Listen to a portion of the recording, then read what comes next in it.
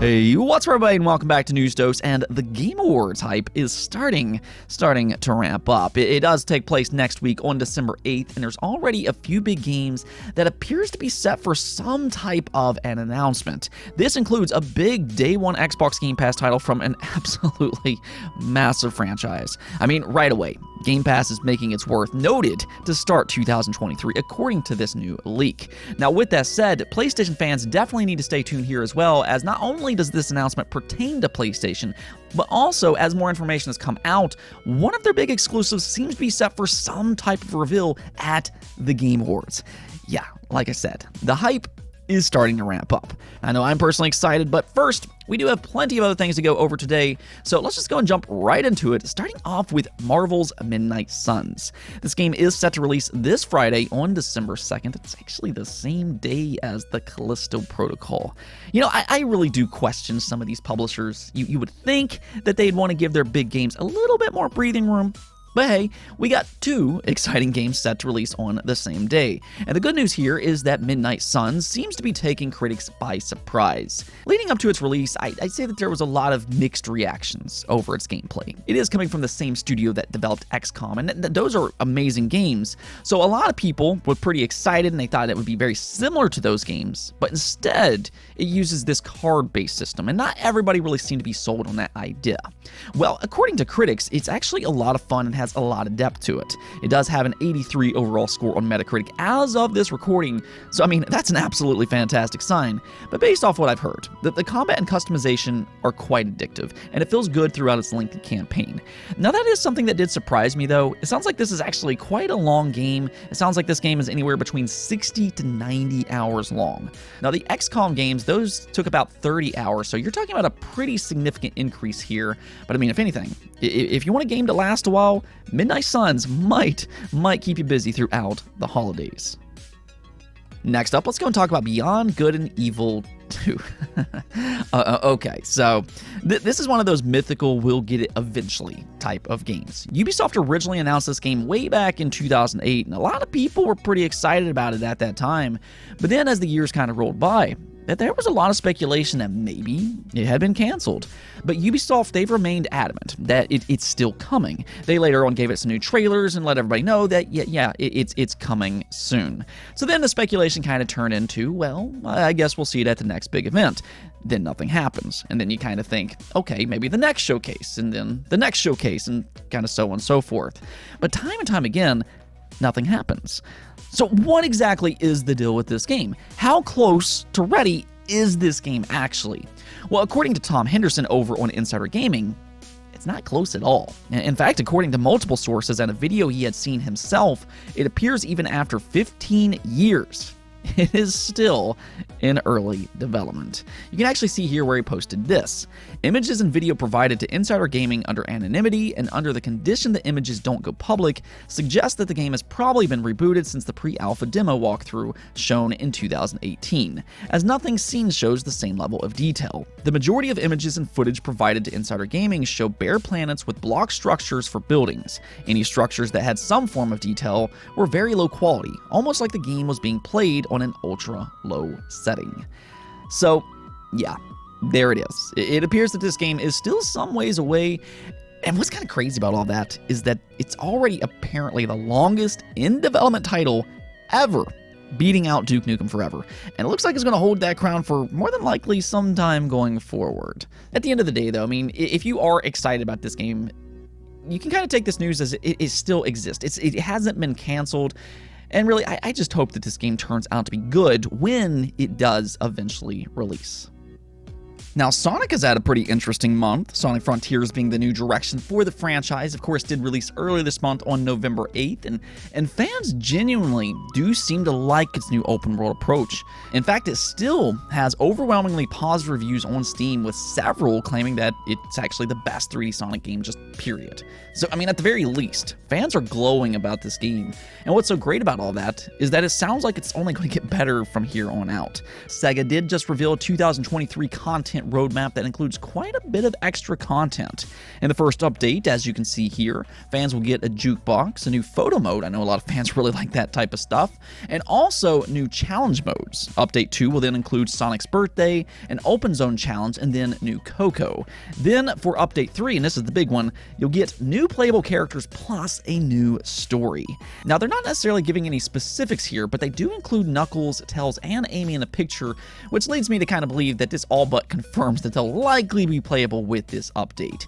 Now, personally, I think that alone is very exciting. The chance to play somebody like Knuckles in an open world game like this, yeah, sign me up for that. Now, I would like to see Shadow as well. That wasn't in the picture here, so I mean, that's probably wishful thinking on my part, but I'd love to see Shadow on top of that.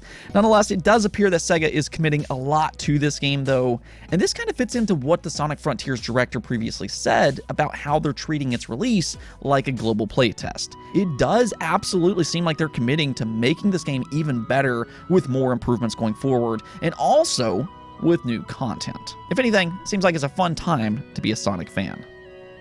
Alright, so let's go and get into the big stuff here. The Game Awards is set for next week on December 8th, and a couple massive announcements might have already been discovered.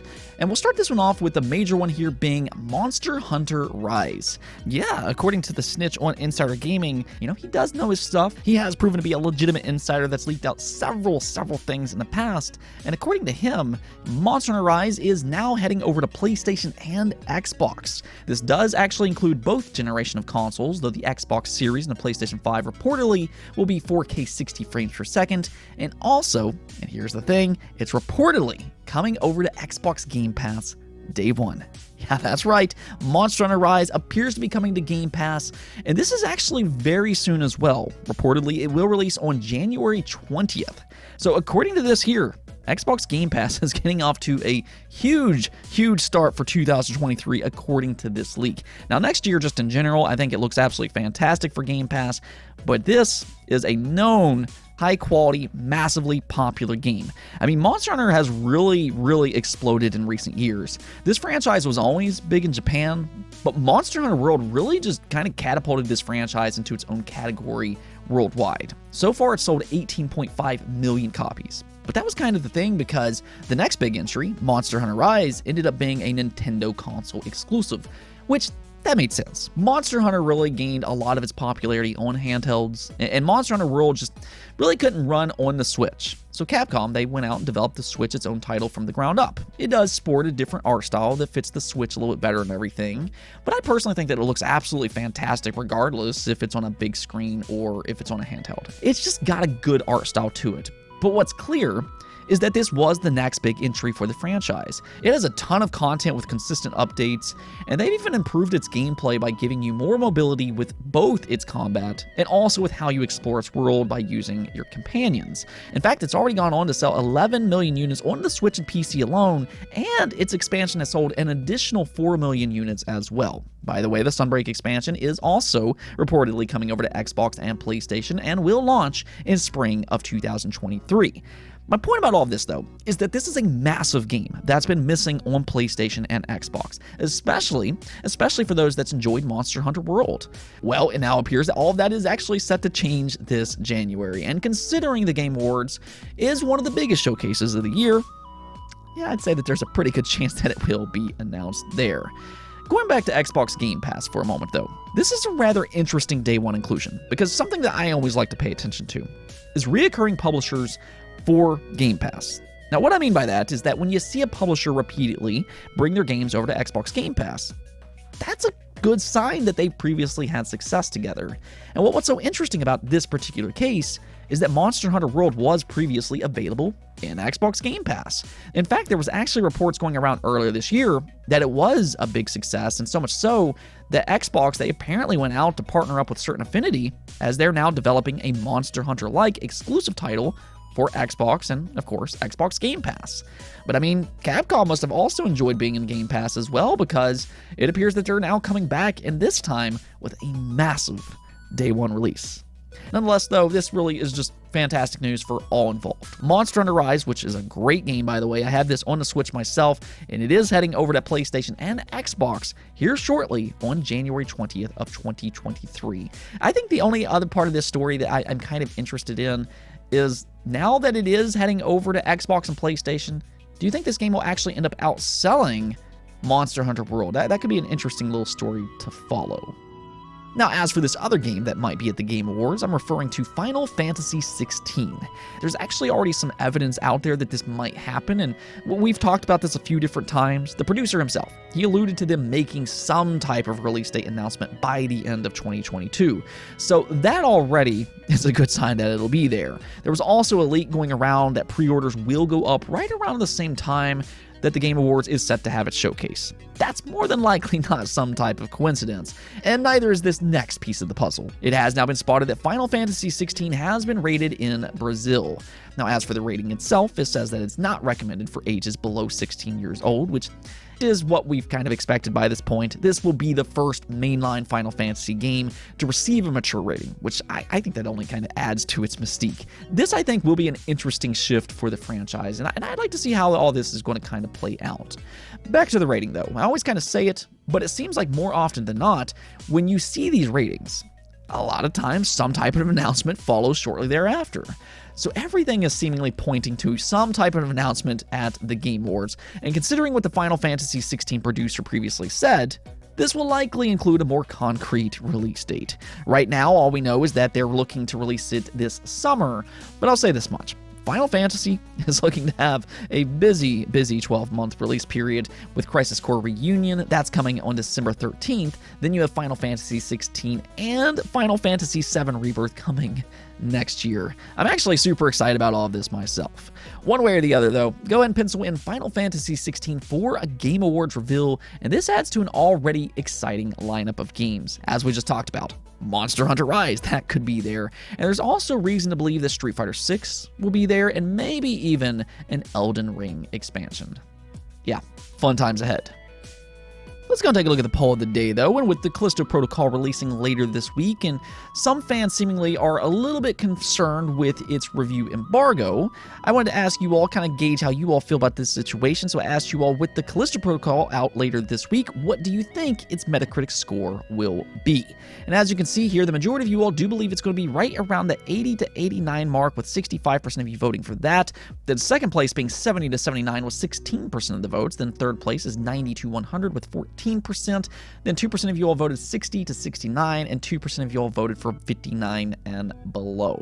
So it does look like the vast majority of you all are expecting good reviews. 79% of you all in total are predicting an 80 or higher on Metacritic. So I mean, it definitely seems like there's some high expectations with this one, and I'm with you all here. Based on what I've personally seen myself, I think that it looks really good. I love the atmosphere from the trailers. It seems very spooky, and there's also this brutality to its combat as well. I think the thing for me, though, is that this game is coming from the Dead Space creator, Glenn Schofield, and considering he's now getting the chance to go back and make the horror game that he truly wants to make, that personally instills some confidence in me. So I do have high hopes in this one. If I were to make a prediction myself, I'm guessing right around an 84 overall score, which I think is fantastic for a new IP, a new horror IP like this. Something right around that area, though. Now, if it doesn't necessarily get a great score or anything, that's not the be-all, end-all, though. I mean, we talked about it earlier with Sonic Frontiers. Fans seem to view that game a little bit differently than some of the scores from critics implies, so reviews aren't necessarily the be-all, end-all, but everybody is kind of different how they view this type of stuff. Some people just focus on one or two reviewers, and they kind of trust what they say. Some people don't like reviews at all. I actually saw some of that in the comments. So it all just kind of depends on the person and how serious they take this type of stuff. With all that said, though, for those that are excited about Callisto Protocol, we talked about this a little bit yesterday, but the situation has actually gotten worse. Callisto Protocol's complete playthrough has now leaked out online, so I just wanted to kind of let you all know, just beware spoilers if you're trying to avoid that stuff going forward. Anyways, though, that's it for this episode, but if you liked the video, don't forget to hit the notification and subscribe button for more content just like this. Also, if you'd like to support the channel through Patreon, thank you for making this content possible. Peace out.